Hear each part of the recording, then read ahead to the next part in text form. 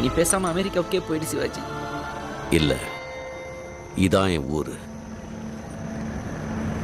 இதை விட்டுட்டு நான் எங்கடா போவேன்? இதுக்கு நல்லது செய்யாம விட மாட்டேன். எப்படி சிவாஜி? இந்த ₹1 வச்சுதான் பூ விழுந்தா பூ பாதை, தலை விழுந்தா சிங்கப்பாதை, என் பாதைய கடவுளோ தற்செயலோ இது தீர்மானிக்கட்டும்.